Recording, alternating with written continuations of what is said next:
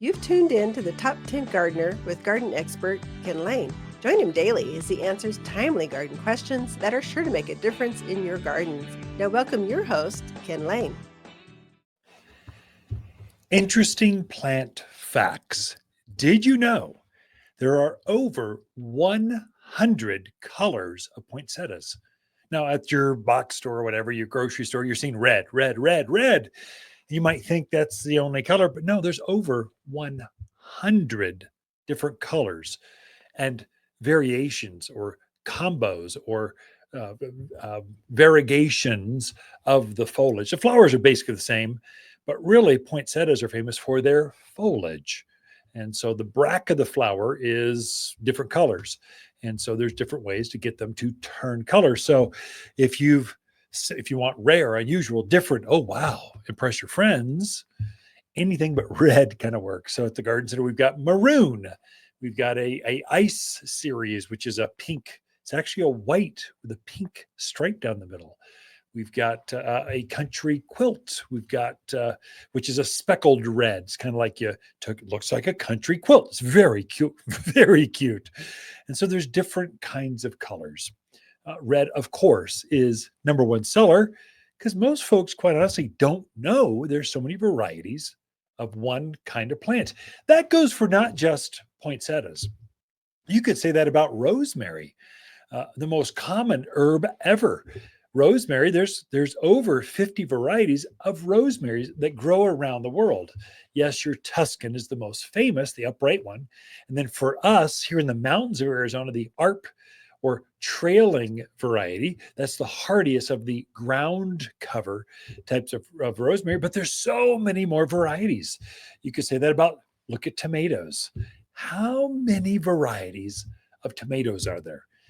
Hundreds, if not more, and they're always breeding, cross-pollinating different ones. There are the favorites that have been grown since our grandparents, great-grandparents, and they've been passed down generations, but there are literally hundreds of varieties, and that goes for poinsettias. Now, poinsettias, they're all turned back into colors. You can coax them into color simply by about 6 to 8 weeks before you want them to go into color. You basically abuse them. You throw them in a dark room where really, here's the secret. You put them in a room where the lights don't come on. They're used to the regular day cycles, but you don't want a main living area where you've got lights coming back and forth on and off because that messes them up. It postpones the coloration. But if you can put them in a room, let's say back bedroom, where they see the daylight, and then when it's dark, stays dark, it will start to turn color about 2 months later, almost guaranteed. You don't water it as much. You kind of treat it with abuse. There's just ways to trick it into going back into color. It's kind of poinsettias are made to be disposable.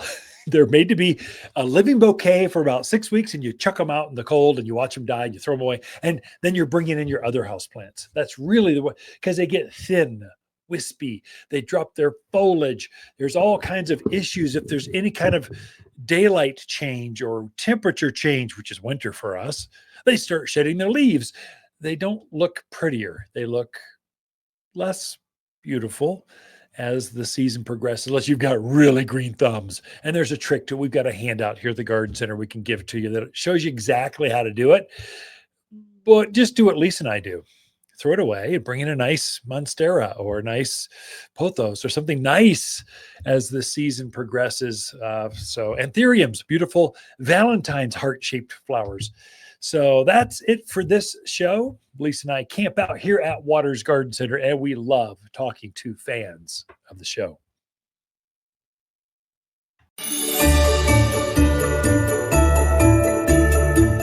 Hey, Ken here at Waters Garden Center, and our camellias are confused. They're a winter blooming evergreen shrub. They get up about, I don't know, chest high or so. But take a look. This one, the white ones, this comes in white. Isn't that pretty? Oh my gosh, does that smell good? It does. I've grown this as a hedge, kind of a hip-high hedge, in more of a shaded area. It'll take some sun, but it appreciates some afternoon shade in the peak of summer. Comes in red, like this color. comes in a pinky kind of, there we go. It's called April Remembrance Ice Angel. Now, for you folks from California, you're famous for your camellias there. Most of those are tropical. They won't grow up here at this altitude. And so they get too cold. These, the Ice Angel series, are magnificent. They are bulletproof. I've taken them down to, what is that, -5 or 8 degrees. It was cold. They were still evergreen and they still bloomed starting February right through there. But camellias, you can grow them here in Arizona. And this is the series, Ice Angel series, for your yard.